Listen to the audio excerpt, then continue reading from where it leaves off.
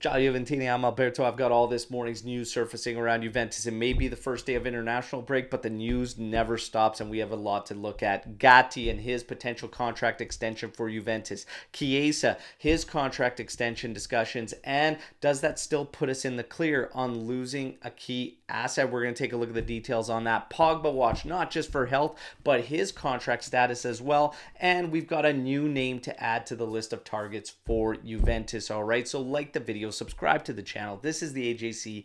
Let's rock. We're going to kick things off with some news coming out of the Mercado window that just closed, okay? So if you remember and recall, I told you that what I was hearing out of Turin was that do not be surprised if Juventus made a last-ditch effort and signed somebody from a team that they do a lot of dealings with. Now, this, of course, had everybody guessing on who it was, but the majority of us had Berardi in mind. Well, Romeo Gresti does, in fact, confirm that Juve went after it until late hours in the Mercado, trying to bring Berardi in, regardless of the fact that they did not move Moise Kean, which everybody associated in that deal, and they still tried to bring Berardi in, even going down to a one-year loan before purchase, and still Sassuolo did not take the deal. So maybe Carnevali and all his words throughout that moment saying that, hey, the deadline is passed, Juve's waited too long, stuck to his guns, all right? But that was the player Juve fought for to the end. It's also being reported that we were very, very close to Laporte as well.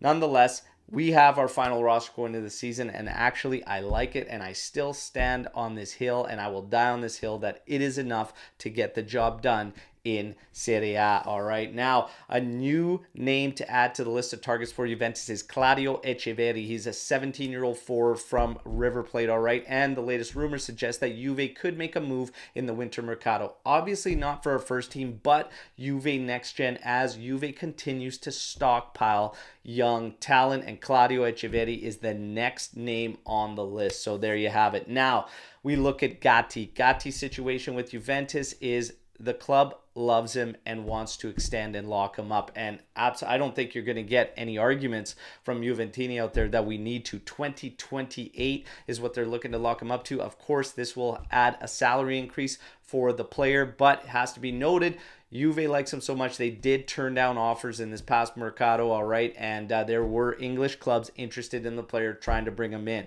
Associated with this report is also the fact that they are saying Gatti has passed Sandro on the hierarchy and should be starting here on out. And to be honest, I'm not buying a whole lot into that. I'm going to stick with Max's words, and he says he has no set starters, and I truly do believe we're going to get rotation at the back three. If you ask me, our main back three, our go-to, our clutch back three should be Danilo, regardless if he's at left center back, Bremer, and Gatti. Agree with me? Let me know in the comment section if anybody disagrees, because I'm curious on the reasoning on having Sandro starting other than the fact he's left-footed, because I don't see any hindrances that are super detrimental to Juventus with Danilo playing in that spot against Empoli. And granted, it is Empoli, but you can only play who's in front of you, all right? But I think that's our main go-to back three. Now, we get to Paul Pogba. Paul Pogba, Juve has avoided any serious injuries, thankfully. Okay, Paul Pogba now has the international break to recover further. All right, he was about 70% according to Max Allegri in these last cameos that we were seeing from him. Hopefully we can dial that up and ramp that up a bit more, but it is being reported from Mirko Di Natale, credible as well, that this weekend there are going to be meetings between Juventus and Paul Pogba's entourage to try and extend. Now, this is going to set fans ablaze when they hear extension in Paul Pogba, but make no mistake about it, it is only set to draw out his salary and lower it and spread it out, all right? So again, this doesn't stop future moves for the team and players, but bringing down his salary based on what we're getting out of it should be a top priority, all right? So we'll see what happens, but the meetings are set for this weekend. I said it, this would be obviously very, very interesting for Paul Pogba to do this stage of his career, whatnot, but it would be a great gesture if he did accept something like that, okay? We'll see what happens. And it has to be noted, he did turn down offers during this past Mercado, obviously out of Saudi Arabia, all right? As far as the contract extension, spreading out salaries and whatnot, there are other players Juve is looking to do this Szczesny is one of them. Rugani is another, and we were hearing a lot about Rugani getting extended and then spreading his salary because, believe it or not, for what he contributes, he is at a high wage. I mean, gross, he is at around 6.4 million gross. So Juve trying to extend to keep him around, as makes sense. He's been reliable over the past couple of years. He's been much better than what we've come to see and expect from him. So the past couple of years, he's been reliable. He's happy to be just a rotational player. He just can't be on that salary. So I'm fine with extending him, especially if it brings the salary down. Rugani, his agent says no talks have been had yet between them and Juventus. All right, it's just a general idea right now of what they're looking to do, but no talks have actually happened according to his agent when speaking to Mirko Di Natale. Now we're gonna wrap things up with a couple things. Number one is Max Allegri, something I'm gonna give him credit for, okay, and something that went down yesterday in a coach and referee meeting, all right? And they obviously showed the incident involving Iling Jr. against Bologna, where everybody sat there and essentially agreed, yes, this is a PK. It needs to be a PK. Max Allegri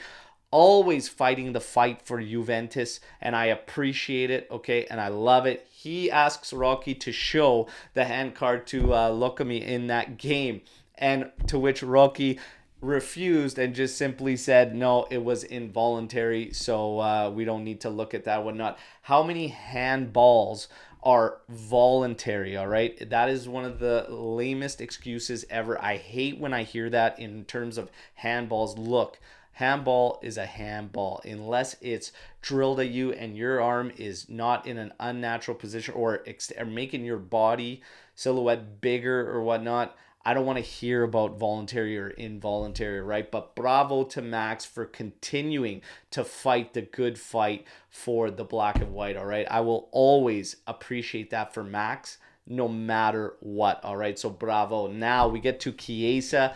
Contract extension, okay? So obviously Juve looking to get that done. There's supposed to be some meetings coming up either later this month or potentially in October to try and get that done. But there is this growing sense and growing feeling that they're doing that to protect themselves for a future sale because we still have a lot of money to recoup.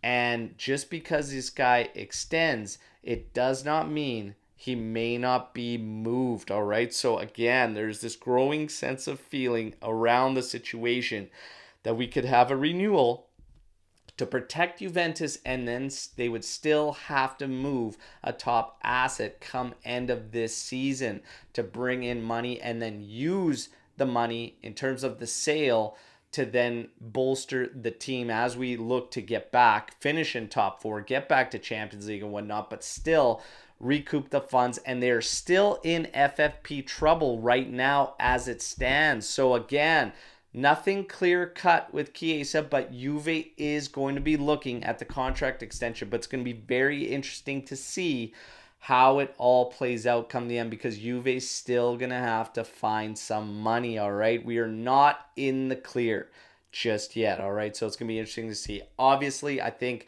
I could speak for almost the entire fan base saying that I hope he extends and I hope he stays and we find other ways to correct the wrongs financially, but time will tell, right? That wraps up your news break to today, everybody. You guys know the drill. Let me know what you think about it. Are you getting that same sense or feeling that something could still go down with a top asset come season's end?